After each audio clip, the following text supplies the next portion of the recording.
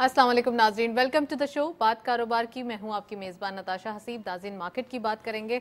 आज के दिन कुछ रेंज बाउंड सिचुएशन देखी गई और साथ साथ कल के दिन ऑल टाइम हाई के बाद मार्केट में एक अच्छी सी छोटी सी हम कह सकते हैं करेक्टिव मोड देखा गया। 71,000 का लेवल इंटेक दिखाई देता है। जस्ट एक रेंज बाउंड एक्टिविटी और एक फ्लैट क्लोजर रहा। साथ साथ अगर हम बात करें इकोनॉमिक एक्टिविटीज़ की तो प्राइम मिनिस्टर साहब का एक विजिट बहुत बेहतरीन रहा कराची शहर में, और साथ साथ इसमें जो बिजनेस कम्युनिटी है उनके साथ मुलाकातें हुई, बहुत ही अच्छी चेंज देखी गई, उनके इश्यूज भी सुने गए, उनको यकीन दहानी करवाई गई कि अब जब तमाम जो कि उनके इश्यूज हैं उनके ऊपर काम होगा, साथ साथ कॉस्ट इफेक्टिवनेस के हवाले से एक्सपोर्टर्स के मसाइल और काफ़ी सारी और चीज़ें भी जो कि हम आगे प्रोग्राम में भी डिस्कस करेंगे, तो ये मामला रहे। और साथ साथ अगर हम बात करें ओवरऑल इकोनॉमिक एक्टिविटी के हवाले से, जो ईरानी प्रेसिडेंट तशरीफ लेकर आए थे, कराची भी विजिट था उनका, और साथ साथ जो पाकिस्तान में एक विजिट था डिप्लोमेटिक रिलेशन के पॉइंट ऑफ व्यू से, उसका एक आउटकम ये हुआ कि फ्री ट्रेड अग्रीमेंट के हवाले से काम होना शुरू हो गया कि फ्री ट्रेड अग्रीमेंट्स हैं, और अब जो हमारी प्रोडक्ट्स हैं या उनकी जो प्रोडक्ट्स होंगी इंपोर्ट एक्सपोर्ट में फ्री ट्रेड अग्रीमेंट जो है वो ज़रूर यूज़ होगा, जिसकी वजह से बहुत फ़ायदे होंगे आने वाले दिनों में। सो डिटेल डिस्कशन करेंगे। फर्स्ट सेगमेंट देखते हैं।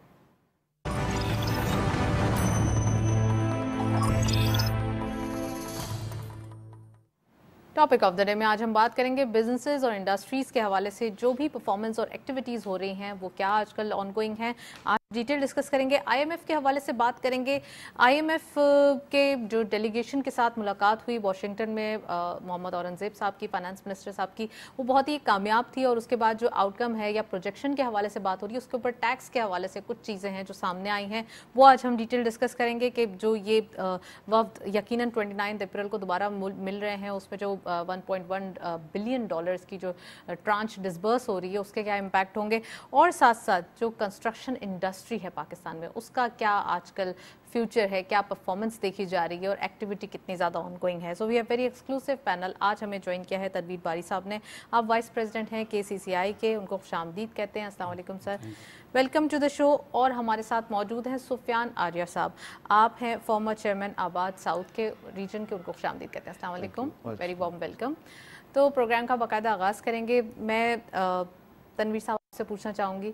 तनवीर साहब, सबसे पहले ये बताइएगा कि कल प्राइम मिनिस्टर साहब का विजिट हुआ और चैम्बर के साथ और कुछ बिजनेस कम्युनिटी के साथ उनकी मीटिंग हुई, उसमें आप भी मौजूद थे। कैसी मीटिंग थी और क्या क्या चीज़ें डिस्कस हुई? बिस्मिल्लाहिर्रहमानिर्रहीम। कल प्राइम मिनिस्टर साहब जो है वो तशरीफ़ लाए थे, चीफ मिनिस्टर हाउस में हमारी मुलाकात हुई, और हमने उनके सामने जो है तकरीबन 10 से 15 जो है पॉइंट्स उनके सामने रखे। उसमें सबसे पहला मसला हमारा था बिजली का। हमने उनसे कहा कि देखें, बिजली की जो रेट है पाकिस्तान में तकरीबन वो 18 सेंट्स हैं के हिसाब से हमें बिजली मिलती है, और हमारा पड़ोसी मुल्क जो इंडिया है वहाँ पे जो बिजली है वहाँ 4 से 8 सेंट्स के हिसाब से बिजली मिलती है, क्योंकि वहाँ हर सूबे के अलग अलग रेट हैं, लेकिन 8 सेंट से ज़्यादा की नहीं है। इसी तरह हमने उनको बताया कि गैस की कीमतें जो है वो बहुत ज़्यादा हैं पाकिस्तान में, और हमारे पड़ोसी मुल्क और बांग्लादेश और दूसरे रीजन में जो है गैस की कीमतें भी बहुत कम है और हमारे यहाँ बहुत ज़्यादा है। तो उस पर प्राइम मिनिस्टर साहब ने फौरी कहा कि भाई ये तो, उन्होंने उस पर एक्शन लिया और कहा कि भाई ये तो बहुत ज़्यादा है, तो हम किस तरह से एक्सपोर्ट करेंगे। और वो उस वक्त जो है सेक्रेटरी पावर भी थे, और SSGC के MD इमरान मनियार साहब भी थे, वज़ीर आला भी थे, गवर्नर सिंह भी थे, और दूसरे लोग भी शामिल थे। तो उन्होंने कहा कि वाकई ये तो बहुत अहम इशू है, और इंडस्ट्री किस तरह सर्वाइव करेगी और हमारी एक्सपोर्ट कैसे बढ़ेगी। तो उस पर उन्होंने फौरी तौर पे कहा कि जी इस पे जो है काम किया जाए। और जैसे आपको पता होगा कि थोड़े दिनों पहले उन्होंने जो है एक मीटिंग भी बुलाई थी, उसमें इन्होंने रिन्यूएबल का के ऊपर बात की थी।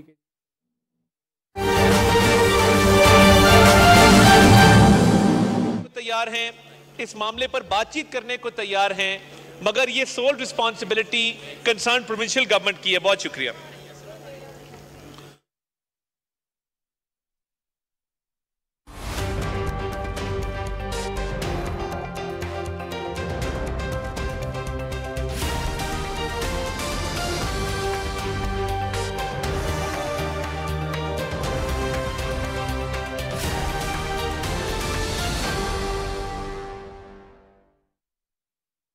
के हुकाम जो है रात के वक्त छापे मारते हैं कि जी ये स्मगलिंग का माल है, हमारी समझ में ये नहीं आता कि बॉर्डर इतना दूर है, वहाँ से कराची माल पहुँचता कैसे कैसे, है। राइट।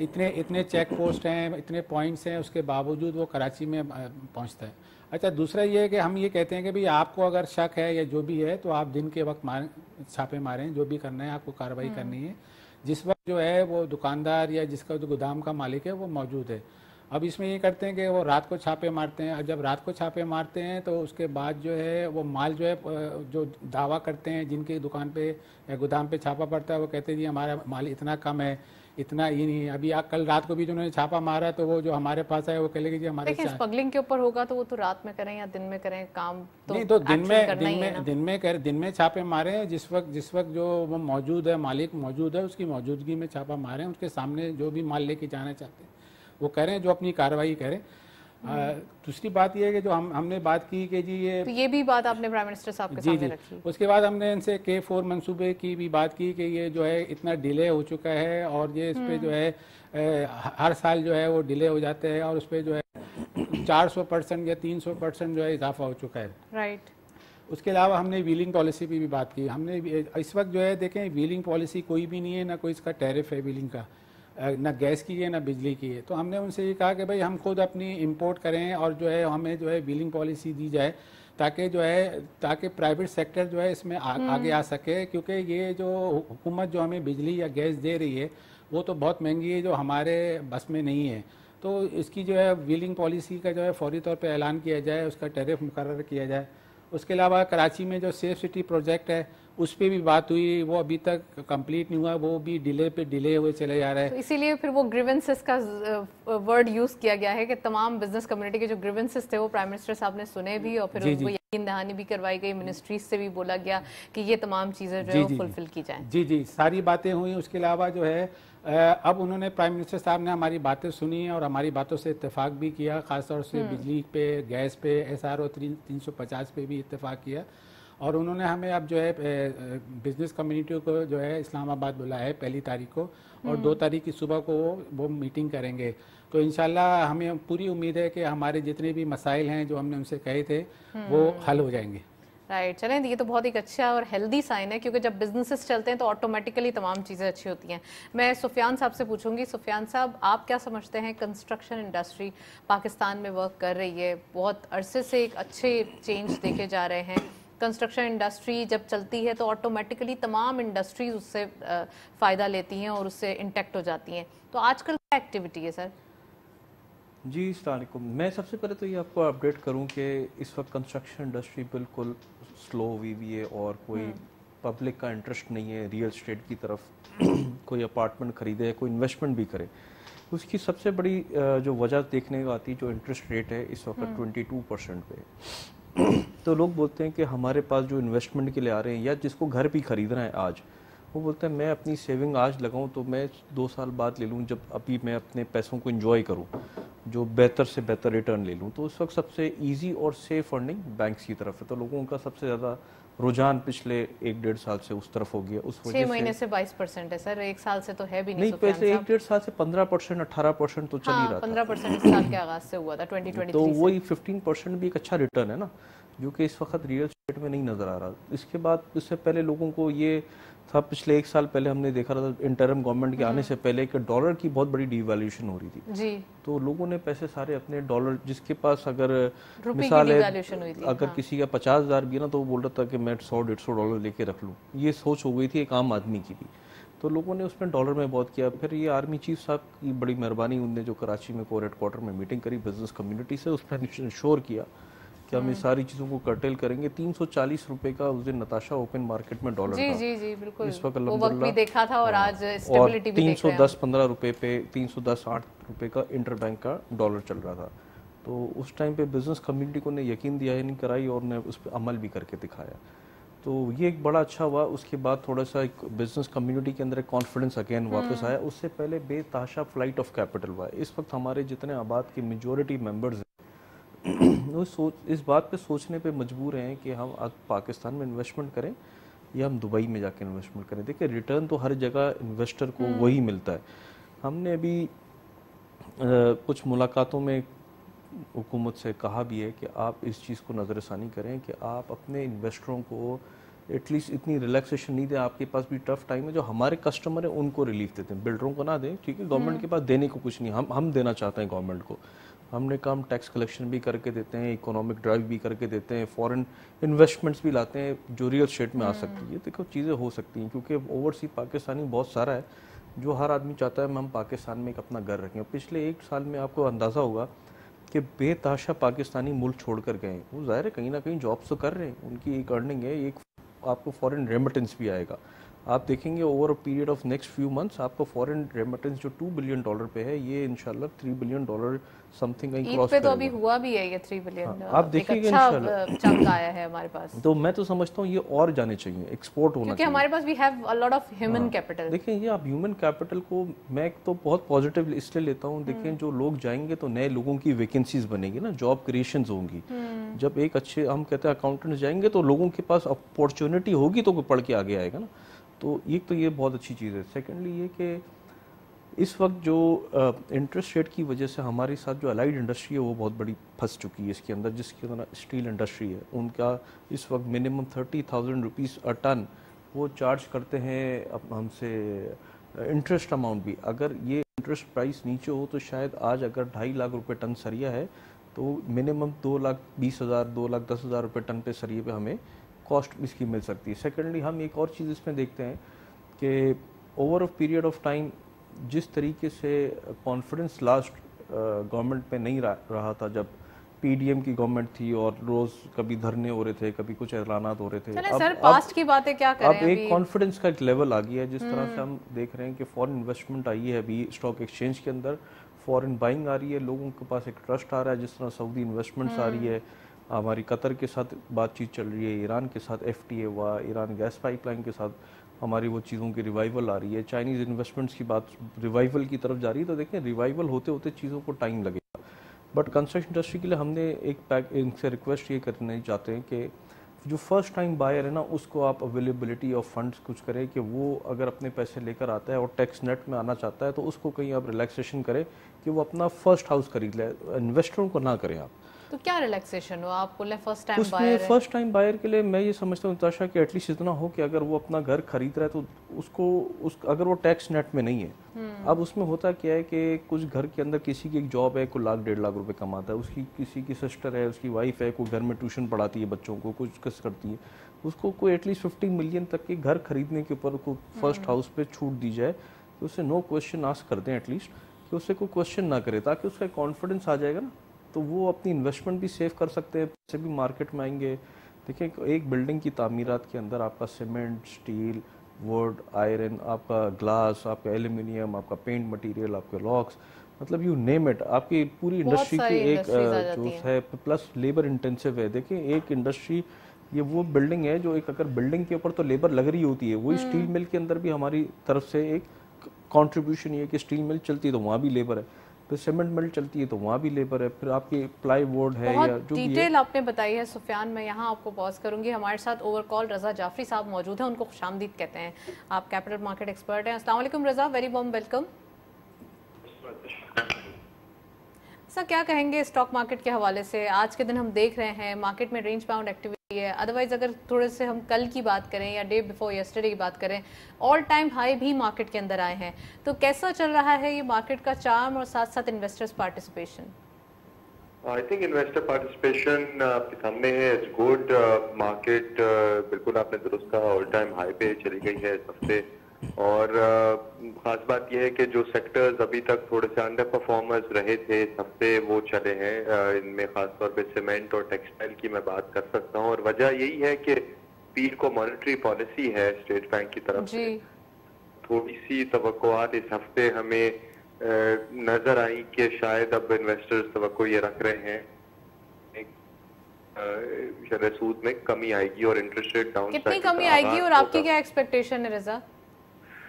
देखिए मेरे ख्याल में अगर आप डेटा देखिए, इन्फ्लेशन की ट्रेजेक्ट्री जो है रमजान के बाद तो ऑब्वियसली फूड प्राइसेस में एक कमी वाकई होती है। फिर अगर आप हमारा एक्सटर्नल अकाउंट देखें वो भी कंट्रोल में है, करंट अकाउंट सरप्लस एक अच्छा हमने दिखाया, ठीक है। उसमें कुछ हाथ रमजान और ईद फैक्टर का था, रेमिटेंसेस अनयूजुअली हाई आई, लेकिन आईएमएफ से भी हमारी बातचीत जारी है। 29 को एक्सपेक्टेड है कि वो भी उनका बोर्ड अप्रूव कर देगा last tranche of the ongoing programme. तो इकोनॉमिक स्टेबिलिटी तो हासिल हुई है, और अगर आप ग्रोथ देखें तो नेचुरली काफी लो एक जीडीपी ग्रोथ से हम देख रहे हैं। तो एक बैलेंस एक होना चाहिए बिटवीन ग्रोथ एंड इन्फ्लेशन, और लग रहा है कि इन्फ्लेशन अगर कंट्रोल में है आगे और ये डिसिप्लिन बरकरार रहेगा और बजट इतना एक्सपेंशनरी नहीं होगा, तो सेंट्रल बैंक सर्टनली एक सिग्नल तो दे सकता है। तो आई डू एक्सपेक्ट के गुंजाइश है पीर के दिन इंटरेस्ट रेट को कम होने की, और थोड़ी बहुत हमने मार्केट में इसका असर देखा है इस एक्सपेक्टेशन का, क्योंकि जो सेक्टर्स चले हैं वो लिंक्ड हैं इंटरेस्ट रेट से ज्यादा। और एटलीस्ट अगर छोटा सा भी रेट कट हो जाता है तो यहाँ पर बहुत सारे एक कहते हैं ना हेल्दी जो एक एक्सपेक्टेशन है वो बिल्डअप हो जाएगी बिजनेस कम्युनिटी में भी। तो रजा, आप क्या समझते हैं? एक तो मार्केट के हवाले से बात करें तो रोल ओवर वीक भी है, आगे ये भी देखा जा रहा है कि मार्केट के ट्रेंड भी हायर साइड पे हैं, तो आने वाले दिनों में क्या ट्रेंड है? देखिए वही जैसे मैंने बात करी कि पीर के दिन जो डिसीजन होगा उस पे काफी शॉर्ट टर्म में तो उस पे डिपेंडेंसी है। अगर इंटरेस्ट रेट कट हो जाते हैं तो आई वुड एक्सपेक्ट कि रैली कंटिन्यू करेगी। अगर ऐसा नहीं होता है तो सर्टेनली, क्योंकि हम ऑल टाइम हाई पर है, तो एक कंसोलिडेशन फेज या थोड़ा सा ब्रीदर ले सकती है मार्केट। लेकिन इसका कदर ये मतलब नहीं है कि जो तेजी होनी थी या जिसकी उम्मीदें हम लगाए बैठे थे ब्रीदर एज इन कितने पॉइंट्स का होगा ये ब्रीदर? डिफिकल्ट टू से, बट ऑफ कोर्स अगर हम देखें ईयर टू डेट हम वी आर अप अबाउट 10%, तो नेचुरली मैं तो नहीं देख रहा कि जी ईयर टू डेट के स्टार्ट के लेवल्स पे चले जाएंगे, उससे ऊपर ही रहेंगे। लेकिन अगर इंटरेस्ट रेट ना भी कट होते हैं मंडे को, तो तवक्को ये होगी कि ज्यादा देर हमें इंतजार नहीं करना, फिर जून की पॉलिसी में हो जाएगा। तो पूरे साल में जो इंटरेस्ट रेट्स में तो कट होना है, आई थिंक ये बात तो काफी हद तक तय है। तो ऐसी बात नहीं है कि रैली खत्म हो जाएगी साल की। सर्टनली ऑफ कोर्स एक अच्छी हमने पिकअप देखी मार्च और अप्रैल में, तो वहां थोड़ी सी प्रॉफिट टेकिंग आ जाएगी उस गेन्स की। लेकिन मुझे नहीं लगता कि इसमें कोई बहुत देर हमें इंतजार करना पड़ेगा। और आईएमएफ की जो ट्रांच डिसबर्समेंट के हवाले से बात है वो कैसे देखते हैं आप? आई थिंक इसमें कोई सरप्राइज नहीं है, कोई ढकी छुपी बात नहीं है। आई थिंक हम कंप्लायंट हैं आईएमएफ। मार्केट इसको रिएक्ट नहीं करेगी? I think in the price है, इसमें कोई मजीद तो हम वो नहीं कोई मतलब ये है कि क्योंकि फाइनेंस मिनिस्टर अभी वाशिंगटन से होकर आए हैं, आईएमएफ से बातचीत हुई है, बोर्ड फॉर्मेलिटी ही समझ लीजिए।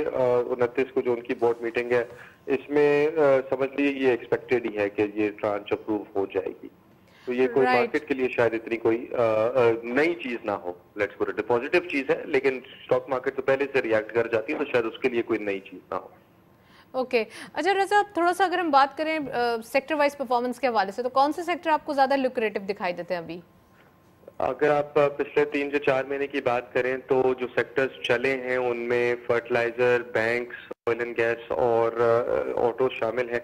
लेकिन सेक्टर्स जो पीछे रह गए हैं थोड़े से, वो उसमें सीमेंट और टेक्सटाइल की और स्टील की मैं बात करूंगा। तो अगर जो साल बाकी है उसमें कोई एक इंटरेस्ट रेट नीचे आएंगे, तो एक्सपेक्टेड यही है कि जो नेक्स्ट लेग ऑफ रैली होगी पाकिस्तान स्टॉक मार्केट में, वो सिक्लिकल सेक्टर्स नहीं ड्राइव करनी है। तो सीमेंट पे हमें थोड़ी पॉजिटिविटी नजर आ रही है। इसके अलावा अगर हुकूमत स्टेट ओन्ड एंटरप्राइजेस के लिए रेकोडिक में कुछ पेशरफ्त होती है या फिर सर्कुलर डेट पे कोई पेशरफ्त होती है, तो फिर ऑयल एंड गैस स्टॉक्स जो है, ऑयल एक्सप्लोरेशन कंपनीज है, उनमें भी गुंजाइश है। तो ये 2 सेक्टर्स हमें थोड़ा मुनासिब लग रहे हैं for the rest of the year. आपने प्राइवेटाइजेशन के हवाले से बात की, तो प्राइवेटाइजेशन के जो मराहिल हैं वो तो स्टार्ट हो ही चुके हैं, तो क्या आप समझते हैं कि ये एक फर्दर इकोनॉमी में बूस्ट देगा? जो एसओईज के हवाले से बात की आपने।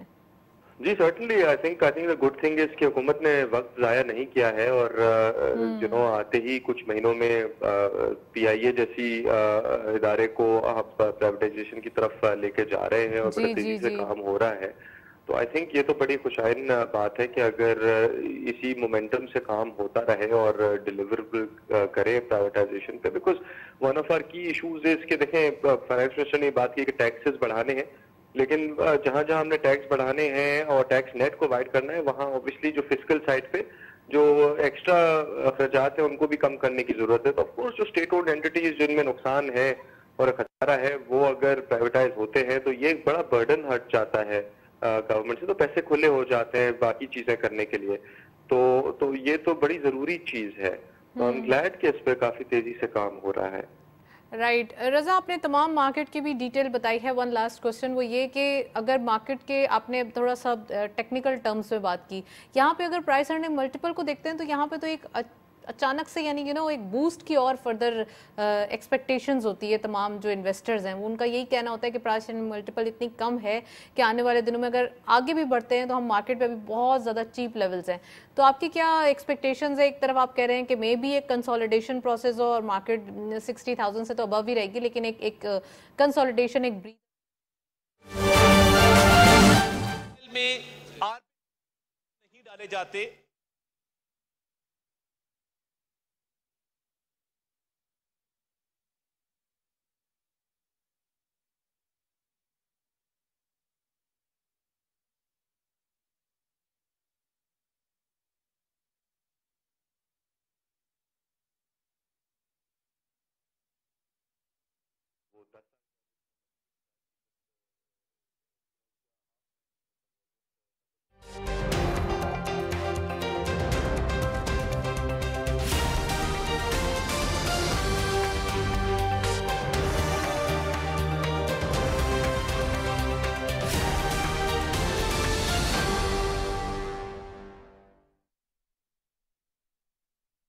शुरू होंगे तो फिर ऑब्वियसली उस पैसे की रोटेशन होगी इनटू इक्विटीज, एंड नेचुरली वो फिर जब पैसा मार्केट की तरफ आएगा तो वो फिर एक री रेटिंग को ड्राइव करेगा। तो वो तो अभी चीज हुई नहीं है। अभी तो एक तो समझ लें हम बिल्कुल एक एबनॉर्मली लो वैल्यूएशन से एक थोड़ा सा हम करेक्टिव फेस पे आए। लेट्स नॉट फॉरगेट कि लास्ट ईयर इस टाइम पे तो obviously Pakistan was in a very difficult situation economy wise, और डिफॉल्ट की बातें करते थे लोग। तो अभी तो महज वही रिकवरी हुई है। अभी तो इंटरेस्ट रेट डाउन साइकिल शुरू ही कहाँ हुआ है। तो जब वो शुरू होगा तो पैसा मार्केट की तरफ तवक्को आएगा और ऑफ कोर्स फिर वो री रेटिंग ड्राइव होगी। तो अभी तो री रेटिंग में लाइक आई सेड पिछले 5 साल का भी एवरेज देखें तो 50% की गुंजाइश लगती है सिर्फ वैल्यूएशन पे, और किसी चीज की मैं अगर बात ना करूँ, सिर्फ प्राइस टू अर्निंग की बात करूँ। तो तमाम चेंज है वो इंटरकनेक्ट है। जब तक ये पॉलिसी रेट में कमी नहीं आती, यहाँ पे तमाम एक्सपेक्टेशंस जो है वो वहीं पॉज हो जाती है। That well, thank you so much Raza, हमारे साथ मौजूद थे। काफ़ी डिटेल एनालिसिस, आपने काफ़ी डिटेल्स बताई हैं मार्केट के हवाले से, और साथ साथ जो टेक्निकली मार्केट के नंबर्स हैं या मार्केट में जो अभी लेवल्स दिखाई दे रहे हैं उसमें कितना ज़्यादा आगे आने वाले दिनों में गुंजाइश है, हमने इसके ऊपर बात की है। हमारे साथ मौजूद हैं तनवीर साहब भी, सुफियान साहब भी, मज़ीद बात करते हैं। तनवीर साहब, सुफियान साहब भी बता रहे थे कंस्ट्रक्शन के हवाले से, इकोनॉमिक पॉइंट ऑफ व्यू से बात करें, रज़ा ने भी कहा प्राइवेटाइजेशन के मसाइल हैं और ये मराहिल अब स्टार्ट हो चुके हैं। Without any wastage of time government ने भी स्टार्ट से ही इसको बिल्कुल कंटिन्यू किया है। बजट के अंदर आपकी क्या एक्सपेक्टेशंस है, और ख़ासकर जब बजट आ रहा है तो इससे पहले क्या प्राइवेटाइजेशन एक्सपेक्टेड है या उसके बाद ही आपको दिखती है? जी हम तो यही चाहते हैं कि जो सफ़ेद हाथी हैं, जैसे PIA है, पाकिस्तान स्टील है, और जो इदारे हैं जो 87 SOEs हैं जी, तो ये तमाम इदारे जो हैं वो प्राइवेटाइज़ किए जाएं, क्योंकि ये जो है जो हमारा जो पैसा है, जो टैक्सेस का पैसा है, जो तरक्याती काम पे खर्च होने के बजाय वो इन इदारों पे खर्च हो जाता है, इनके लॉसेस पे खर्च हो जाता है। तो हम तो यही चाहेंगे कि हुकूमत को चाहिए कि फौरी तौर पे जो है इनको प्राइवेटाइज़ करे। पिछले निगरान हुकूमत ने भी बड़ी कोशिश करी थी कि उनके दौर में ये काम हो जाए, लेकिन वो उस दौर में काम मुकम्मल नहीं हो सका। अब उम्मीद है कि इस दौर में जो है ये काम मुकम्मल हो जाएगा। दूसरा ये है कि अभी ये IMF से प्रोग्राम की आपने बात कर रहे थे, तो अभी IMF से जो प्रोग्राम है, तो इस वक्त पाकिस्तान की जो इकनॉमिक ग्रोथ की जो आलमी इदारे बता रहे हैं वो तकरीबन 2 से जो इकनॉमिक ग्रोथ जो है वो 2 से 2.5% कह रहे थे, लेकिन अब जो है वो जो 1.9 कह रहे हैं। इसका मतलब ये है कि पाकिस्तान की जो इकनॉमिक ग्रोथ है वो 1.5 से 2% रहेगी इस साल 2024 में। और पिछले साल अगर आपको याद होगा तो हमारी जो इकोनॉमिक ग्रोथ थी 2023 में जो वो माइनस पे चली गई थी, और उसके बाद फिर हमने एक IMF का प्रोग्राम लिया था $3 अरब का, जो हमने मुकम्मल किया, कामयाबी से मुकम्मल किया। और इस साल हम जो जिसकी लास्ट ट्रांच अभी हम 29 को लेने जा रहे हैं। जी। तो अब ये है कि दूसरे प्रोग्राम में भी हम जा रहे हैं, IMF से बातचीत हमारी चल रही है। असल में इस वक्त सूरत हाल ये है कि पाकिस्तान जो है वो कर्ज़ों के दलदल में तो फंसा हुआ है, और जो है इस साल भी जो है हमें जो है तकरीबन जो है 24 से 27 अरब डॉलर जो है वो वापस करने हैं मुख्तलिफ इदारों के, हमारे दोस्त ममालिक के भी हैं, और उसमें जो है दोस्त ममालिक जो है उसको जो है। लेकिन अब हम कर्जों की नहीं, अब हम बिजनेसेस की बात कर रहे हैं, चाहे हम ईरान के हवाले से बात करें या चाहे हम सऊदी अरब या यूएई या अदर गल्फ कंट्रीज की बात करें। जी, अब देखिए सऊदी अरब का जो एक वफ्द आया हुआ था, अभी जो है सारे मामला देख के गया है, और हमें उम्मीद है कि वो दूसरा वफ्द आएगा और जो है उसमें कुछ मामला तय पा जाएंगे और एक बाकायदा एग्रीमेंट हो जाएगा। और हमें ये भी उम्मीद है कि जो है 5 से 10 अरब डॉलर की सरमायाकारी जो है सऊदी अरब करेगा। और दूसरी तरफ अभी ईरान के सदर आए हुए थे, हम भी उसमें गए हुए थे, हमारे उनके प्रोग्राम में गए हुए थे वज़ीर हाउस। लेकिन ईरान के साथ मसला ये है कि अमेरिका की तरफ से जो है वो है कि जी अगर हम ईरान से कोई भी काम करते हैं, जैसे हमारा ईरान गैस पाइपलाइन जो है जो है वो हमने मुआहदा किया हुआ, लेकिन उस पर अमल दरामद नहीं हो रहा, क्योंकि ईरान के ऊपर जो है यूनाइटेड नेशन की सैंक्शन है। और जो है अमेरिका का भी ये कहना है कि अगर आप ईरान से कोई कारोबार करते हैं तो आपको पाकिस्तान को भी जो है सैंक्शन जो है फेस करनी पड़ेंगी। अच्छा, दूसरा ये कि अगर हम रीजन में देखते हैं तो हमारे जो नेबरहुड में कितने कंट्रीज हैं वो तमाम अपनी एक डिप्लोमेटिक रिलेशन, इकोनॉमिक रिलेशन रखे हुए हैं। किसको किससे क्या मुश्किलात हैं या क्या उनको प्रॉब्लम्स हैं वो एक तरफ है, लेकिन बिजनेसेस एक तरफ है। जी जी। तो कुछ ऐसा रिलेशनशिप जो कि हमारी गवर्नमेंट की तरजीह रही है, हमेशा से इन्होंने एक आइसोलेटेड पाकिस्तान को सबसे मिलवाया, सबके साथ मिंगल कर दिया, अब डिप्लोमेटिक रिलेशन पूरी दुनिया से अच्छे हो गए। तो इसमें भी कोई ना कोई रास्ता निकल आएगा कि कोई ना कोई ऐसी इनिशिएटिव लिया जाएगा जिससे हमारी एक काम भी हो जाए और किसी को बुरा भी ना लगे। नहीं, देखें अभी हमारा जो है पाकिस्तान का ईरान का जो है बार्टर ट्रेड एग्रीमेंट हुआ है, और उस पर लेकिन अभी तक जो है उस पर जो है मुकम्मल काम शुरू नहीं हुआ है। तो ऐसा नहीं है कि हम जो है बिल्कुल ही नहीं कर रहे। अब मतलब ईरान से हमारे कुछ ना कुछ जो है तिजारत तो हो रही है, लेकिन ये है कि दूसरे खदशात भी हैं कि कैसा जो ना हो चीजें जाए। हमें फायदा देंगी, जैसे पेट्रोकेमिकल्स पॉइंट ऑफ व्यू हो गया या गैस पाइपलाइन, उसके ऊपर थोड़े से आप समझते हैं इश्यूज हैं। जी जी, इश्यूज हैं। तो ये है कि काम तो हो रहे हैं, ईरान से थोड़ा बहुत हमारे मामला चल रहे हैं और ईरान से हमारी तिजारत भी चल रही है, लेकिन जो जैसे होनी चाहिए, जैसे हमारा पड़ोसी मुल्क ईरान है, जैसे उनके पास बिजली भी है और गैस भी वाफिर मिकदार में है। अगर ईरान से हमें गैस मिलनी शुरू हो जाती है तो हमारे यहाँ जो पाकिस्तान में इस पर जो गैस के रेट है वो कम हो सकते हैं, और हमें जो है सस्ती गैस मिल सकती है। और हम जो है जो RLNG जो है महंगी जो है डॉलरों में लेके आ रहे हैं, ये भी खैर डॉलर में पेमेंट करनी पड़ेगी, लेकिन ये है कि हमें जो है वो ईरान से जो है नेचुरल गैस जो है के मसाइल तो हल हो जाएंगे। जी, एक्सपोर्टर के इंडस्ट्री के देखिए, ये जो एक्सपोर्टर है, ये जो इंडस्ट्री है, इसको तो हमें जो है सपोर्ट करना पड़ेगा, क्योंकि ये जो है लोगों को रोज़गार देती है, इससे मुल्क में तरक्की होती है। अगर एक्सपोर्ट की इंडस्ट्री नहीं है या लोकल इंडस्ट्री भी है, अगर हम उसको भी सपोर्ट करेंगे तो हम बहुत सारी चीज़ें ऐसी हैं जो अपने मुल्क में बना सकते हैं। अभी देखिए ना, हमारा मसला क्या है, हमारा मसला यही है कि हमारी एक्सपोर्ट जो है तकरीबन 30 अरब डॉलर के अंदर है, और हमारी जो इंपोर्ट है वो 60 अरब डॉलर से भी ज़्यादा है।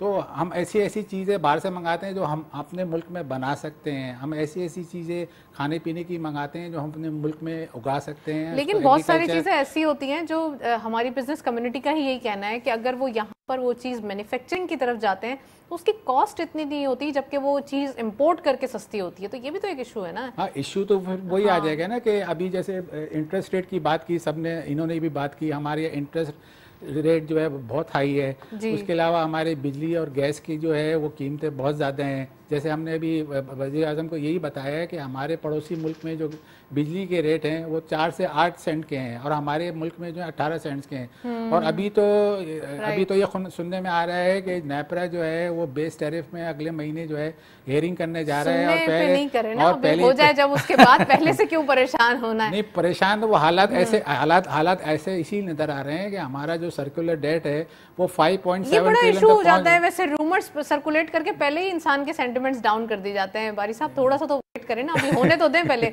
मैं सुफियान साहब से पूछती हूँ। सुफियान साहब, आपने अपने कमेंट में कहा कि स्टार्टिंग ऑफ द प्रोग्राम के हमारी जो पब्लिक है वो थोड़ा सा रियल एस्टेट की तरफ आ नहीं रही है because of the fix income, ये थोड़ा सा जो इंटरेस्ट रेट बढ़ा हुआ है।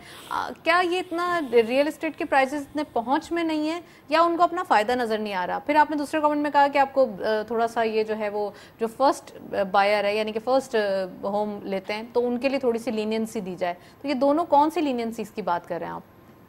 देखिए, सबसे पहले तो मैं आपको बताऊं कि जो इंटरेस्ट नहीं ले रहे ना उसकी दो वजूहत हैं। एक तो जिसके पास सरमाया है तो वो कैपिटलिज्म में है कि मुझे रिटर्न इस वक्त कहाँ है, तो वो जहाँ उसको बेहतर रिटर्न और कैश लिक्विडिटी का रिटर्न है। देखिए प्रॉपर्टी ऐसा नहीं है कि फ्लैट में अगर कहीं बुकिंग कराते हैं तो इंस्टॉलमेंट्स तो हैं, बट वो बनते बनते 4-5 साल का एक प्रोसीजर है, वो फॉरेन बिके नहीं जाता, बैंक में पैसे कैश हैं। दूसरा वो लोग हैं जिनकी अफोर्डेबिलिटी रीच से चीज़ें बाहर चली गई महंगाई की वजह से, जो इन्फ्लेशन कॉस्ट बढ़ी है उनकी कुव्वत खरीद उतनी नहीं बढ़ रही, उनकी इनकम्स इतनी नहीं बढ़ पा रही, या हमारे बिजनेसेस कह रहे हैं कि वो इतने ग्रो नहीं कर पा रहे, क्योंकि वो तो क्लियर सिग्नल्स है ना कि हमारी इकोनॉमिक ग्रोथ 3% के भी नीचे चली गई थी, अब के रिवाइवल पे है 2.5%, सब 3% पे आ रही है जीडीपी हमारा।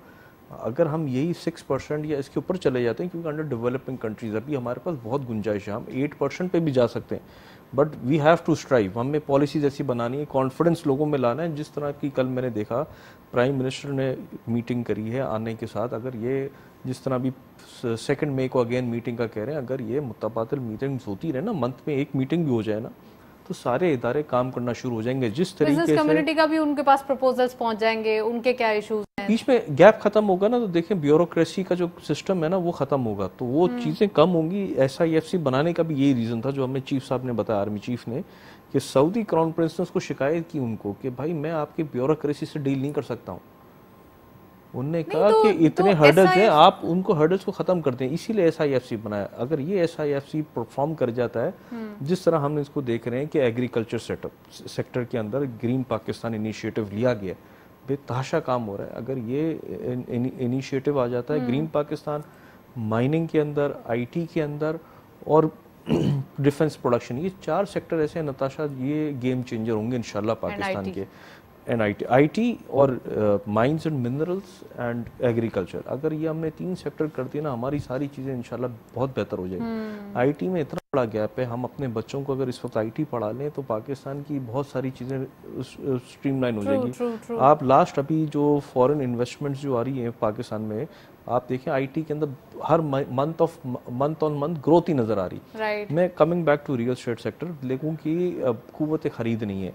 अब हम कुव्वत खरीद के ऊपर जब हम जाते हैं तो हमारे लिए प्रॉब्लम आ रही है कि कंस्ट्रक्शन कॉस्ट इतनी बढ़ रही है, पिछले 1 साल में जो डिवैल्यूएशन हुई और जो कॉस्ट हमारी डायरेक्ट इंटरनेशनल मार्केट से रिलेट हो रही होती है, जिसके स्क्रैप हम अभी तो आपने कहा कि जब कोई प्रोजेक्ट शुरू होता है तो उसको 4 से 5 साल लगते हैं बनने में, तो फिर 1 साल के अंदर क्यों ऐसा एकदम ही आप समझ रहे हैं कॉस्ट बढ़ गई है और इशू हो गए? हम आई डोंट नो, पाकिस्तान की डिवैल्यूएशन बहुत ज़्यादा हुई है, जो रियल मार्केट डॉलर का वैल्यू आज भी कितना 250 रुपये होना चाहिए।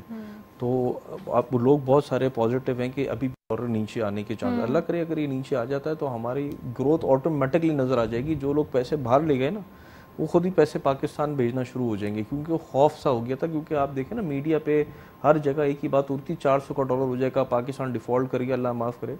बट हम तो कहते हैं हमारा तो जीना मरना यही है, हम कहते हैं सारी इन्वेस्टमेंट ही यहीं रखनी। जो फर्स्ट बायर है उसको सिक्योर करना इसलिए ज़रूरी है क्योंकि जो फर्स्ट बायर पाकिस्तान में इस वक्त 10 मिलियन से ऊपर वर्ल्ड बैंक की रिपोर्ट है जो कि हाउसिंग शॉर्टेज है। हम इस शॉर्टेज को जहाँ भी कोई चीज़ की डिमांड होती है ना, देखें नेसेसिटी को करें। हम कहते हैं कि आप टैक्स करें रियल स्टेट में, जो कि सेकंड बायर 7E वगैरह आपने किया, वो अगेन वो डिस्करेज करना है इन्वेस्टर को। आप उस सेक्टर को कंस्ट्रक्शन इंडस्ट्री में प्रमोट करें जिसमें तामीरात शामिल हो। अगर कोई प्लॉट खरीद के उसमें इन्वेस्टमेंट कर रहा है, आप उसमें टैक्सेशन करें। अगर कोई बिल्डर के पास आ रहा है और कोई उससे कोई डेवलपमेंट हो रही है, कोई इंडस्ट्री चलती है, कोई उससे माशियत का पहिया चलता है, तो वो उसकी उस इन्वेस्टमेंट को इनकरेज किया जाए, उसको टैक्सेशन को भी इस तरह किया जाए कि over of period of gradually लिया जाए, और लोगों को भी इस तरीके से इनकरेज किया जाए कि उसको फैसिलिटेशन हो, कि उसको नहीं पता हो, कि उसको ये ना हो कि मैं जब बिल्डर के पास कोई घर लेने जाऊंगा तो अगले दिन मेरे पास FBR का पर्चा आ जाएगा। फर्स्ट बायर को एग्जेम्पशन होनी चाहिए, मेरा ये इसके अंदर सबमिशन होगा। उसके हवाले से आप देखेंगे आपको मैसिव चेंज नज़र आएगा। राइट, आपने काफ़ी एक डिटेल बताई है, इसलिए कि जो न्यू इन्वेस्टर्स हैं उनके लिए भी क्या ऑप्शंस मौजूद हैं और आने वाले दिनों में क्या क्या प्रपोजल्स हो सकते हैं, और तमाम चीज़ों का जो एक बुनियादी नुक्ता बनता है या कोई एक बेसिक पॉइंट बनता है वो यही है कि इन्फ्लेशन में तो कमी आ रही है, बट जो एक इंटरेस्ट रेट है वो ज़रा अभी थोड़ा सा मुश्किलात क्रिएट किए हुए हैं। हमने सुना था बारी साहब के जब मार्च अप्रैल के बाद इंटरेस्ट रेट में वाज़ेह कमी आएगी, क्योंकि जब हमने अगस्त से इंटरेस्ट रेट बढ़ते हुए देखा था इन्फ्लेशन के नंबर्स आपको याद होंगे 38%, 39% चले गए थे, तो बहुत ही हायर साइड पे चले गए थे। फिर उसके बाद कहा यह जा रहा था कि इन्फ्लेशन कम होगी तो ही ये कम होगा। इसको कम करने के लिए वो एक फॉर्मूला लगाया गया और 22% से अब तक जो है वो 22% ही रखा गया। अब अगस्त से लेके हम देख सकते हैं कि ये अब आज अप्रैल चल रहा है। तो क्या एक्सपेक्टेशंस हैं कि आने वाले दिनों में जैसे ही इंटरेस्ट रेट कमी की तरफ आता है तो क्या ये जो सेक्टर वाइज परफॉर्मेंसेज हैं या जो ये जो फिक्स्ड इनकम का जो एक चस्का लग गया है सबको, तो ये इसमें बहुत कमी आ जाएगी और ये पैसा मार्केट के अंदर आता है? जी देखें, प्राइम मिनिस्टर से जो हमारी जो बात हुई थी तो हमने इंटरेस्ट रेट का भी उनसे कहा था और उन्होंने कहा था कि जी स्टेट बैंक के गवर्नर से वो बात करेंगे और उन्होंने ये भी कहा था कि IMF का, क्योंकि हम प्रोग्राम में हैं तो कुछ IMF की भी शराइत हैं कि जो है इंटरेस्ट रेट जो है कम नहीं होना चाहिए। इंटरेस्ट रेट जो है वो कम होना चाहिए और आहिस्ते आहिस्ते कम होकर इसको सिंगल डिजिट पे आना चाहिए, क्योंकि जब इंटरेस्ट रेट कम होगा तो मार्केट में जो है पैसा भी आएगा। और दूसरा ये है कि जो इंडस्ट्री वाले हैं वो जो पैसा लेंगे, जाहिर बात है जब इंटरेस्ट रेट 22% पे है तो उनको जो पैसा मिलता है वो 24%, 23% या 25% में मिलता है ना, और उससे ज़्यादा क्या मिलता है। तो उनको कम इंटरेस्ट रेट पे जब पैसा मिलेगा तो फिर वो कारोबार आसानी के साथ करेंगे।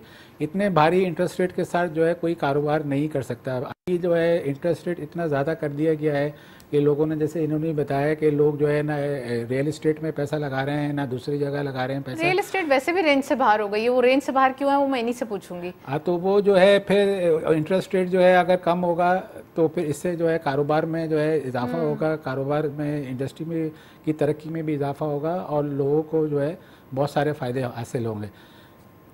राइट अच्छा, दूसरा ये कि इंटरेस्ट रेट के ही हवाले से मैं पूछूंगी, इंटरेस्ट रेट की कमी के बाद क्या जो सेक्टर वाइज परफॉर्मेंस जैसे हम देख रहे हैं, आपने कंस्ट्रक्शन सेक्टर का कहा या मार्केट के हवाले से भी लोग बड़े ऑप्टिमिस्टिक हैं, मार्केट में पैसा आएगा, कौन सा सेक्टर सबसे ज़्यादा फ्लरिश करेगा, यानी किस सेक्टर के अंदर उम्मीदें हैं कि पैसा वहाँ गिरेगा? देखिए हमारी जो एक्सपोर्ट जो है वो 55% जो है टेक्सटाइल की है। जी। तो अगर इंटरेस्ट रेट कम होता है तो हमारी टेक्सटाइल की जो इंडस्ट्री है वो फ्लरिश करेगी, सबसे ज़्यादा वो करेगी। उसके अलावा फिर रियल एस्टेट में भी पैसा आएगा। रियल एस्टेट में जब पैसा आता है तो उसके अंदर जो है देखें बहुत सारे होते हैं, उसमें स्टील होता है, उसमें सीमेंट का कारोबार करने वाले होते हैं, उसमें मजदूर होता है, मिस्त्री, सारी चीज़ों को जो है बहुत सारे सेक्टर को जो है फ़ायदा पहुँचता है। तो मैं ये समझता हूँ कि अगर इंटरेस्ट रेट कम किया जाता है तो ये जो है बहुत सारे सेक्टर्स को जो है फ़ायदा पहुँचेगा। इसमें टेक्सटाइल है, रियल एस्टेट है और दूसरे सेक्टर्स हैं जिनको जो फ़ायदा होगा। राइट मैं सुफियान साहब से पूछूंगी। सुफियान साहब, रियल एस्टेट के हवाले से कहा यह जा रहा है कि इसकी प्राइस जो है बहुत ज़्यादा हायर साइड पे, कुछ लोगों का कहना है मज़ीद हायर साइड पे जाएंगी, अभी तो कुछ भी नहीं है। तो इसमें से जो एक ट्रुथफुल है चीज़ वो है क्या? देखिए नताशा, मैं समझता हूँ कि रियल एस्टेट अगर हम कंपेयर करते हैं पूरे पोर्ट सिटीज़ से, तो कराची की प्रॉपर्टी प्राइसेस आज भी बहुत कम है ग्लोबली। जो हम बांग्लादेश देख लें, हम पड़ोसी मुल्कों के अंदर कहीं देख लें तो उनकी प्रॉपर्टी प्राइसेस बहुत ज़्यादा हैं। सेकेंडली देखें, इस वक्त जो सबसे बड़ा रीज़न ये हुआ है कि डीवैल्यूएशन की वजह से भी हमारी प्रॉपर्टी प्राइस आज देख लें तो बहुत सस्ती हो गई है in terms of dollar. Thirdly जो कंस्ट्रक्शन कॉस्ट बढ़ी है डॉलर की डीवैल्यूएशन होने की वजह से, स्टील, सीमेंट, हर चीज़ की, क्योंकि एनर्जी कॉस्ट भी बढ़ गई ना, हम ऑयल भी इम्पोर्ट कर रहे हैं, तो उस वजह से हम देखते हैं तो कॉस्ट ऑफ कंस्ट्रक्शन इस वक्त लैंड से ज़्यादा हो चुकी है। तो इस वजह से भी जो डीवैल्यूएशन होनी थी, बिल्ट अप प्रॉपर्टी की मैं बात कर रहा हूँ, एम्प्टी प्लॉट्स अगर आप कहीं भी देख लें तो उसका तो आज कोई ख़रीदार ही नहीं है। आज उसकी प्रॉपर्टी प्राइसेस कम से कम 60%, कहीं 40%, कहीं 30%। जो अच्छे एरियाज हैं वहाँ पे भी 30 to 40% करेक्शन है। इवन DHA फेज 8 के अंदर, DHA सिटी फेज 9 में आप जाएं, बहरिया टाउन में जाएं तो अप टू 60% मार्केट प्राइस नीचे आ चुकी है। अच्छा, हम ये सिर्फ कराची के सिलेक्टेड एरियाज़ की बात करते हैं। हम कोई अगर रूरल एरियाज़ में मजीद जाएं, इंटीरियर सिंध में जाएं या पंजाब के कुछ शहरों में जाएं तो वहाँ पे रियल एस्टेट इतना एक्सपेंसिव आज भी नहीं है। देखिए इसकी वजह यह है कि लोगों की तवज्जो यहाँ क्यों आती है, लोगों के अभी तक हाउसिंग की शॉर्टेजेस है, पहली बात। सेकेंडली, अभी जो बहुत टाइम बाद 60s के बाद इनिशिएटिव लिया गया ग्रीन पाकिस्तान, इस वक्त अगर ये ग्रीन पाकिस्तान का इनिशिएटिव अच्छा हो गया और लोगों की अर्निंग एग्रीकल्चर सेटअप सेक्टर में ज़्यादा हो गई तो आप देखिएगा ये पैसा सारे वहाँ, देखिए जो भी जहाँ पैसे की गुंजाइश होती है, अर्निंग होती है ना, लोग वहीं पैसा लगाते हैं। इस वक्त पैसे की रियल एस्टेट में मुझे कोई बहुत ज़्यादा खातिर खा उम्मीद नहीं नज़र आती कि कोई बहुत तेज़ी आ जाएगी, कोई मार्केट वैल्यू बढ़ जाएगी, क्योंकि दूसरे एवेन्यूज़, अब लोगों को IT सेक्टर के अंदर जाने का शऊर आ रहा है। अब टेक्सटाइल इंडस्ट्री देखें लोग क्यों नहीं ग्रो कर पा रहे हैं, क्योंकि अभी हमारे दोस्त ने बताया कि हम कॉम्पीट नहीं कर पा रहे हैं ग्लोबली। जो हमारी एनर्जी हम कंपेटिटिव नहीं है ना रीजन के अंदर। एनर्जी प्राइसेस है हमारी इस वक्त अभी भी labour is more cheaper than India या बांग्लादेश या चाइना, हम वहाँ पे चीप है। बट बहुत सारी ऐसी चीज़ें हैं ना कि डाइज एंड केमिकल्स वो इम्पोर्ट हो रहे हैं। यान की कॉटन की ग्लोबल प्राइसेस होती है, जो न्यूयॉर्क कॉटन एक्सचेंज है वहीं से प्राइसेस उसकी लेट कर रही होती हैं। तो इसी तरीके से बहुत सारी चीज़ें, आप राइस की प्राइसेस हैं तो वो ग्लोबली होती हैं, सेट होती हैं कि कमोडिटीज़ की प्राइसेस, आपका ऑयल है वो ग्लोबली है। तो रियल एस्टेट ग्लोबली नहीं है हमारा, मगर जो इसके अंदर जो रॉ मटेरियल है कंस्ट्रक्शन का, स्टील है, सीमेंट है, क्योंकि सीमेंट का हमने पिछले उसमें देखा कि $300 का हो गया, सीमेंट प्राइस बढ़ गई। आज कोल प्राइस $100 पे आ गई, सीमेंट मिल वालों ने रेट नहीं कम किया।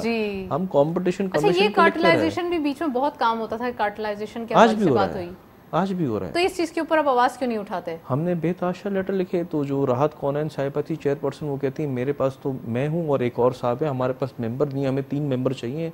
उनने इनके सीमेंट वालों के ऊपर एक केस भी फाइल किया, बाकायदा पेनल्टीज लगाई, उनने कोर्ट से जाके स्टे ले लिया, वो केस आज तक नहीं चल रहा। अच्छा, केसेस के हवाले से बात नहीं करते, लेकिन अगर हम बात करें थोड़ा सा गवर्नमेंट लेवल पर कार्टलाइजेशन को तोड़ने की बात की गई थी, कोई फिक्स रेट रखा जाता है, फिर उसके ऊपर अगर कोई मार्केट में अवेलेबिलिटी नहीं होती तो उसके ऊपर क्रैकडाउन होते हैं। जहाँ हम डॉलर को कंट्रोल कर सकते हैं तो सीमेंट कोई ऐसी चीज तो नहीं है ना कि उसे कंट्रोल नहीं किया जा सकता। सीमेंट को कंट्रोल होना चाहिए। देखें जो सीमेंट एक्सपोर्ट हो रही है ना, वो 600 रुपए की बोरी एक्सपोर्ट हो रही है इस वक्त, और जो लोकल पाकिस्तान की मार्केट में जो कराची में हमें सीमेंट मिलती है वो 1100-1150 रुपए की मिल रही है।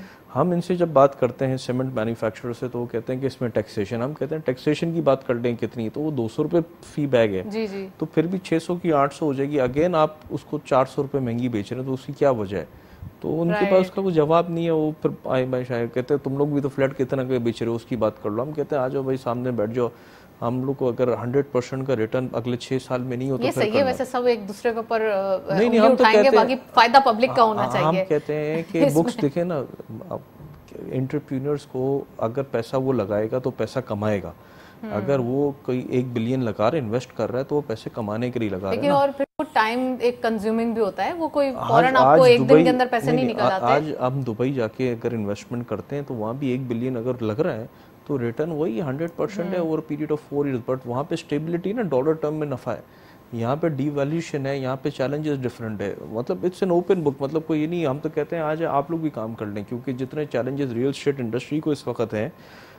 मैं अपनी बात करूं, अगर हमने कोई प्रोजेक्ट किया है, ये एक अलग बात है। आप बिजनेस कम्युनिटी से पूछें, आप एक्सपोर्टर से पूछें, वो बोलेगा जितने चैलेंजेस मुझे हैं और किसी को नहीं है दुनिया भर में। तो ये तो सही है बात। मैं कहता हूँ पाकिस्तान अल्लाह का बड़ा करम है, हम पैराडाइज में रहते हैं, there is no doubt about it. और जितनी सेफ्टी, सिक्योरिटी, स्टेबिलिटी हमारी है ना, कहीं भी नहीं है। अल्लाह का निज़ाम बहुत अच्छा चल रहा है। हम कहते हैं कि हमें ग्रो करना चाहिए ग्लोबली। हम पहली पाकिस्तान की हद तक क्यों बात करते हैं? हम कहते हैं हमारे नेक्स्ट बिलियनर्स होने चाहिए सारे, क्योंकि एक पड़ोसी मुल्क में ही सारे बिलियनर्स आके क्यों दावत करते हैं? हमारे पास बिजनेस कम्युनिटी में आए ना दुनिया के लोग, हमारे पास ऐसा इन्वायरमेंट होना चाहिए कि हमारे पास भी बिल गेट्स हो या इस तरह के फॉरेनर्स आए, बिजनेस कम्युनिटी से जॉइंट वेंचर्स करें। हमारे पास तो कोई ऐसा सिस्टम ही नहीं है। तो हम क्यों उस इतना पीछे? हमें ग्रो करना चाहिए। फॉरेन डायरेक्ट इन्वेस्टमेंट होनी चाहिए। तनवीर साहब, आप क्या कहेंगे? बड़ी अच्छी सोच रखते हैं सुफियान साहब कि आने वाले दिनों में एक बड़ी कम्युनिटी आए हमारे साथ बिजनेस करने।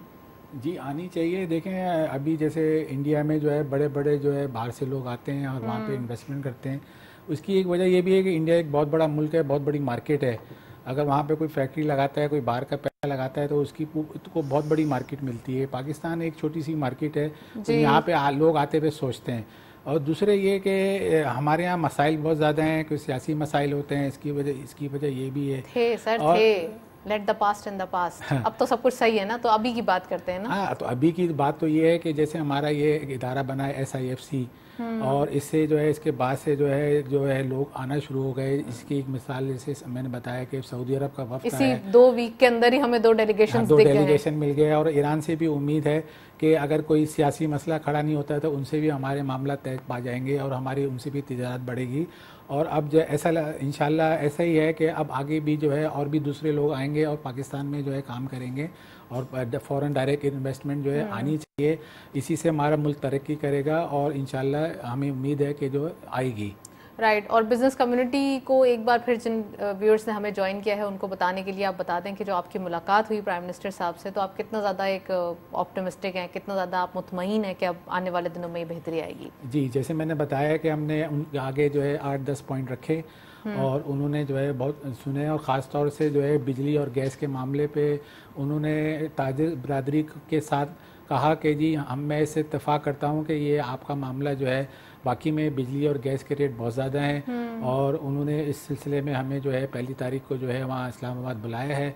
हम 2 दिन वहाँ पे मौजूद रहेंगे और उनसे मुलाकात करेंगे और उन्होंने हमें यकीन दिलाया है कि जो है हमारे तमाम मामलात को हल किया जाएगा। इसके अलावा जो SRO 350 का जो मामला है, जो इस वक्त जो है बहुत ज़्यादा हॉट वो है, उस पर भी उन्होंने ये बात करी कि जो है फौरी तौर पे IBR के चेयरमैन वहाँ मौजूद थे, तो उन्होंने कहा कि जो है इसको जो है ख़त्म किया जाए, लेकिन हम अभी तक इंतज़ार कर रहे हैं कि जो है उसका कोई नोटिफिकेशन जारी हो। राइट सुफियान साहब, आप क्या देखने वालों को कहेंगे कि जो एक आपके कुछ ग्रीवेंसेस थे, कुछ आपने पॉइंट्स रेस किए, कुछ सॉल्यूशंस बताए, सो मैं चाहती हूँ कि वो आप in the end of the programme conclude कर दें। देखिए, मैं सबसे ज़्यादा इस वक्त पॉजिटिव हूँ पाकिस्तान की इकॉनमी के अंदर। मैं अभी देख रहा हूँ कि टर्की के अंदर 50% इंटरेस्ट रेट है। हमारे US, कनाडा, UK वहाँ पे 8%, 9% इंटरेस्ट रेट है, जहाँ पे नेगेटिव होता था या 0.5% इंटरेस्ट रेट होता था। ओवरऑल पाकिस्तान जो हार्ड टाइम है वो गुजार चुका है। थिंग्स डेज टू कम आज से बेहतर होंगे। बाय दिसंबर मैं ये फोरसी कर रहा हूँ कि हमारी ग्रोथ रेट भी इम्प्रूव हो जाएगी, हमारी पॉलिसी रेट भी इम्प्रूव हो जाएंगे। बाय सितंबर जो फाइनेंस मिनिस्टर ने जो लास्ट हमें इंडिकेशन दी है, जो नेक्स्ट मॉनेटरी पॉलिसी उसमें तो नहीं, बट मुझे लगता है सितंबर में उम्मीद है इंशाल्लाह कोई ना कोई बेहतरी आएगी। रिवाइवल है, गवर्नमेंट इस वक्त सीरियस है। जिस तरह बिजनेस कम्युनिटी के साथ बैठा जा रहा है, जिस तरह पॉलिसीज़ बनाई जा रही हैं, जिस तरह फाइनेंस मिनिस्टर को इख्तियारात दिए गए हैं कि आप पॉलिसीज़ बनाएं, टैक्स नेट को ब्रॉड किया जाए ताकि जो ऑलरेडी टैक्स लोग हैं उन्हीं के ऊपर बर्डन ना किया जाए और नए लोगों को टैक्स नेट में लाया जाए। प्लस ऑयल प्राइसेस नीचे नज़र आ रही है, $4 की फिर करेक्शन है, तो नज़र आता है कि 3-4 रुपये की ऑयल, पेट्रोल की और डीजल की कीमतों को भी नीचे लाया जाएगा। फूड इन्फ्लेशन को भी कंट्रोल किया गया लास्ट ईयर से, इस साल फूड प्राइसेस भी नीचे है। और एग्रीकल्चर ने बहुत अच्छा परफॉर्म किया, जो लास्ट हमारी क्रॉप आई है कॉटन की, वीट की, सोयाबीन की, हर चीज़ की ओवरऑल, तो चीज़ें अल्हम्दुलिल्लाह पॉजिटिव डायरेक्शन में। और इस साल भी अल्लाह ने चाहा तो चीज़ें अच्छी होंगी। और जिस तरह से एग्रीकल्चर ग्रो कर रहा है, मुझे नज़र आ रहा है कि नेक्स्ट सीज़न में अगर हम सरप्लस में हैं तो हम फूड आइटम्स को अगर इंपोर्ट की बजाय एक्सपोर्ट करना शुरू हो जाएंगे तो हमारे जो फॉरेन जो ट्रेड ऑफ बैलेंस आउट है तो हम एक्सपोर्ट के अंदर भी बैलेंस हो जाएगा। Well, thank you so much. Sufiyan साहब हमारे साथ मौजूद थे, काफ़ी डिटेल आपने बताई है। तनवीर साहब का बहुत बहुत शुक्रिया, आज आप तशरीफ़ लाए। आज के दिन हमने